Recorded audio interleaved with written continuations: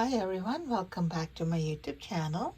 So this is a care collab that was hosted by Ninja Orchids. So she asked me if I wanted to join and I said sure, why not? And here I am. And we have a host of other people also doing this care collab.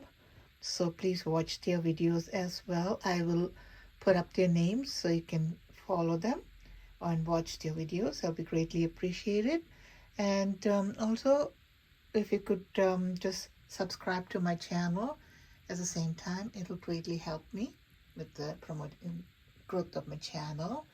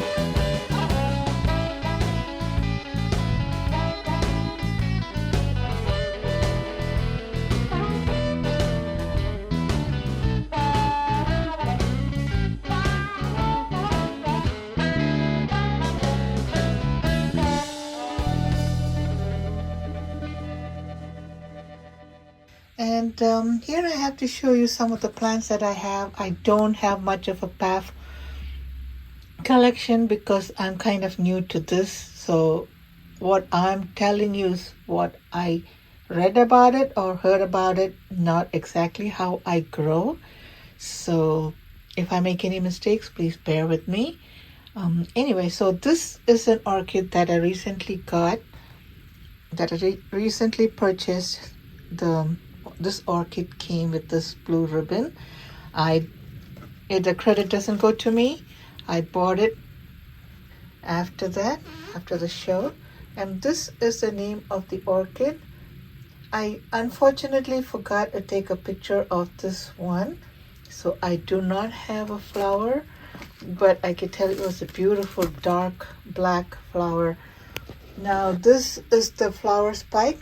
It's bent, so what I have to do is I'm going to take my scissors and just cut it off right here and take this stake out. So that will be the old growth of the plant, and it's going to put out a new fan, which is over here.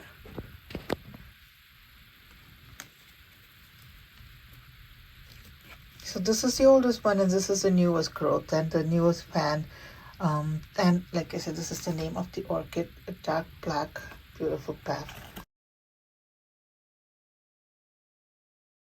Orchid is called bulldog because of the flowers like around like a, I guess it's like a bulldog face of a bulldog. I'm not sure. Anyway, so this is a complex hybrid. So the label is smudged. It was white with the dots on them. Here's another one. It's also a complex hybrid. And this one, even though the label is broken, this plant didn't do good. See, they don't like to be disturbed when they're potted because the roots are very delicate and they could break easily. So if you are planting this, be very careful, be very delicate because you do not want to break their roots. The roots of the Paphiopedilum, when you're talking about roots, are dark brown. I'm not sure if I can show you in this one. See, there it is. So that root, like you see, is dark brown. It's nothing wrong with it. That's how the roots of the Paphs are. And they have hairs on them. And so in the case of a Cattleya, if you see a dark brown root, it's usually a sign that the root is not doing good. it's dying. But in the case of a Paphiopedilum, this is exactly how the roots should be. And do not let the roots dry out, because they like to be moist all the time, and they have hairs on them. And I think if the roots dry out, it's hard to make them absorb the water and get them hydrated. So that's why these are growing in close to like riverbeds and things like that, so that they get constant moisture at the roots and a lot of humidity and so on. And another thing you have to be careful is do not let water into the crown of the plant, because that's immediate disaster. Not immediate disaster, it could cause like crown rot if the water didn't have time to dry out. So what you could do is you could take a towel and wipe it down, and make sure, especially at the end of the day, nighttime, before it gets too cold or whatever, that the water is completely dried out. So these are a few of my paths. And here's another one.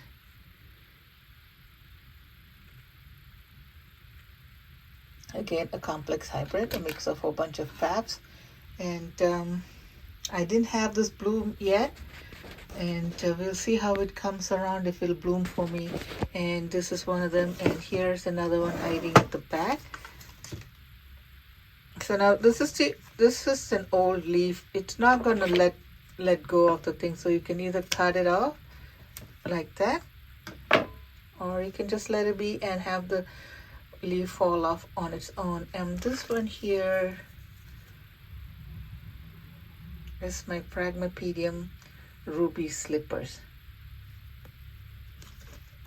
So this one I got a couple of years ago from Ecuagenera, and when I was potting it up, it split into two, so that's one of the smaller ones.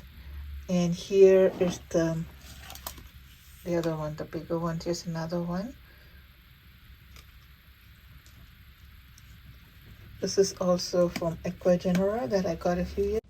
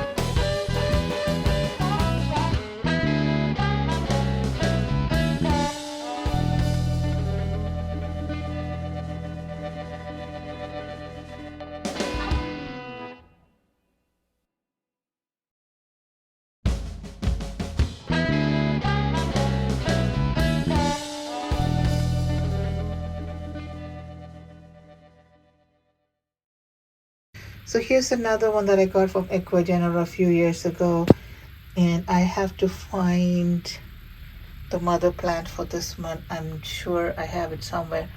Anyway, and this one was a plant that I got off of eBay, and it was a rescue plant. I'm going to cut off this brown just to tidy up the plant. It was a rescue plant, so I don't know how it's going to be. It's been with my care for more than a year now, and it seems to be doing good. I keep it moist, not in direct light. And yeah, and this is a model leaf. See if you can see, if you give it too much light, it'll become like yellow. And if it's too dark, it'll be like, if there's not enough light, it'll be dark green. So the idea is to give it just enough light so the leaves are nice and mottled. And I think this is a good example of how it should be. And yeah, here this is the dark green one. So and I think I keep it moist all the time. I get the air flowing around it with the fan. There are all kinds of this is a Paph Saldenum, and there's a beautiful Paph. And now these Paphiopedilums, you don't buy them by the size of the pot, because in the case of a Paph, the roots are small and they don't produce as much roots as Cattleya wood. So whatever little roots, if you can put in a small pot, that's plenty. But you judge the plant how big it is, not by the pot size, but the size of the leaf span. So the bigger the leaf, that means the plant is more mature, more older, and is ready to probably flower soon. So you pay a lot for a bigger mature plant, and it's easier to buy a smaller, bigger plant and make it flower than getting the seedlings, because the seedlings take a while, like 5, 6, 7 years before they even get to blooming size. And that's why it's best to get a blooming size plant instead of a small one. And as far as I know, I think you cannot clone these plants by using the clonal technique. It has to be done by seed pollination, and they take forever to, of course, seeds means you have to grow the pod, you have to flask it, you have to take it out of the flask, you have to, once you deflask it, you have to put it in a community pot. So it takes time, and the plant's a slow grower. So that's why the bigger mature plants cost a lot more to buy them than the smaller ones, because these plants could be go up depending on the size, from $60 to $70 to even $100 or more, depending on the size. And that goes for any orchid. Depending on the size, you pay for the size of the plant. So that's why you never really get these plants like cheaper, especially if it's big plant flowering size. You always have to put out some money. Like this one, I think I paid like $65 for this plant because it is blooming size and it's already flowered. If you can see over here, that's the old flower spike that was cut off, and that's the new plant. So hopefully pretty soon, hopefully, fingers crossed. Here is my other Paphiopedilum. Isn't this a beautiful little one? Oh, I shouldn't say little, it's a big plant, but isn't she pretty? Look at all those flowers with all those little, I don't know what you call these little things that are just like hanging down. Isn't it pretty? This is my Paphiopedilum Sli, variety Wallacei. I hope that's how you pronounce it. And this is from Ecuador. Again, this is a orchid that I got a few months ago when they came to visit here in my area. And it's got how many flowers? 1, 2, 3. 1, 2, 3 in bud. In flower, and another one ready to open. And the second spike has also got 1, 2, 3 in flower, and 1 ready to open. See, you can see how these little things are curled up in this little, I don't know the names of these, how to sell. I think these are hidden in there, and once they open it up, they just tucked in there, and then they open up. It's just hanging, and they were small when they opened. They were not this big. They were not that big, but I think they're growing each day. So I heard someone say that these flowers, when they hit the tabletop or whatever, they will stop growing. But if you hang them and let the whole thing not touch anything, they will keep growing. So that's what I'm gonna do. I'm gonna put it on a little pedestal so that the petals and these things don't hit anything, so that they can droop down and not have anything blocking them. Because once they hit some tabletop or something, then they will not grow anymore. Oh, that's what I heard. So anyway, so this is my Paphiopedilum. Beautiful, beautiful little one.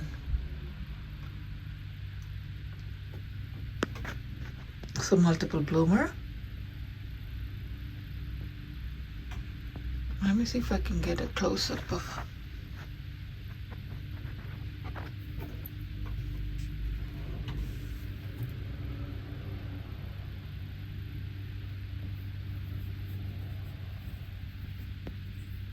Sorry, trying to see if I can get the inside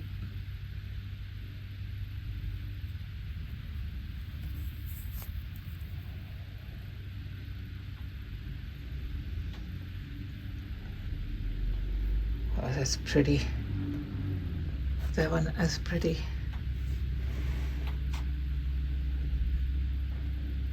These are my paths that I have, and like I said, I'm not an expert at this. I'm just trying my hand out, and so bear with me if I say anything that's not the right way to do it, but this is the way I am growing it. So it may not work for you.